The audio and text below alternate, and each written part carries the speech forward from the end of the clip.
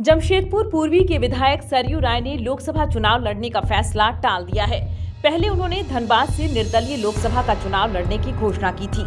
हालांकि उन्होंने इसके लिए शर्त रखी थी कि कांग्रेस उन्हें समर्थन दे। कांग्रेस ने दिवंगत पूर्व मंत्री राजेंद्र सिंह की बहू अनुपमा सिंह को धनबाद से टिकट दे दिया। इसके बाद ही सरयू राय ने चुनाव लड़ने का अपना फैसला टाल दिया है। सरयू राय ने भाजपा प्रत्याशी ढुल्लू महतो के खिलाफ मोर्चा खोल दिया था।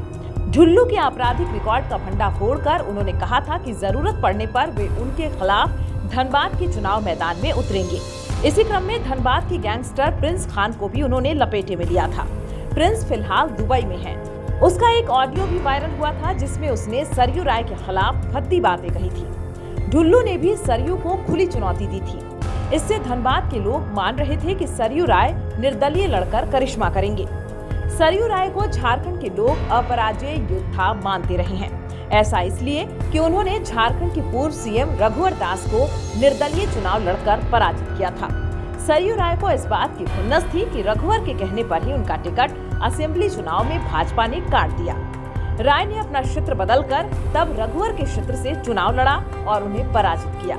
उसके बाद से ही लोग मानने लगे थे कि सरयू राय किसी को भी हराने की क्षमता रखते हैं। आरएसएस के पृष्ठभूमि वाले सरयू राय भाजपा की पुराने नेता रहे हैं।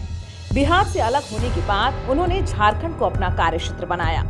वे जमशेदपुर पश्चिमी से चुनाव लड़ते और जीतते रहे।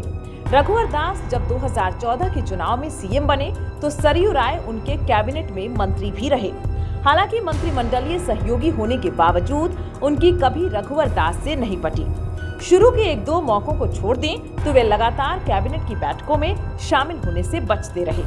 दोनों के बीच खटास इस कदर बढ़ गई कि 2019 के विधानसभा चुनाव में भाजपा ने सरयू राय का टिकट काट दिया। फिर उन्होंने निर्दलीय चुनाव लड़कर रघुवर दास को हरा दिया था। सरयू राय भले ही जमशेदपुर पूर्वी के विधायक हैं, लेकिन उनका संपर्क धनबाद से भी लगातार बना रहा है। हाल ही में भाजपा ने जब धनबाद से विधायक ढुल्लू महतो को अपना प्रत्याशी बनाया तो सरयू राय की सक्रियता बढ़ गई। उन्होंने वहां आवाजाही बढ़ा दी, लोगों से मिलना जुलना शुरू किया। उन्होंने यह भी कहा कि कांग्रेस अगर किसी को उम्मीदवार न बनाए तो वे धनबाद से चुनाव लड़ेंगे। झारखंड मुक्ति मोर्चा ने भी सरयू राय को समर्थन देने की बात कही। हालांकि बंटवारे में धनबाद सीट कांग्रेस के खाते में थी, इसलिए विपक्ष के सहयोग के बावजूद कांग्रेस की मदद उनके लिए जरूरी थी। चूंकि धनबाद से राजपूत बिरादरी के पीएन सिंह लगातार 3 बार सांसद रहे, इसलिए जातीय समीकरण भी सरयू राय के पक्ष में था। पर कांग्रेस ने अनुपमा सिंह को अपना उम्मीदवार घोषित कर दिया। उसके बाद ही सरयू राय ने लोकसभा चुनाव लड़ने का इरादा बदल दिया है।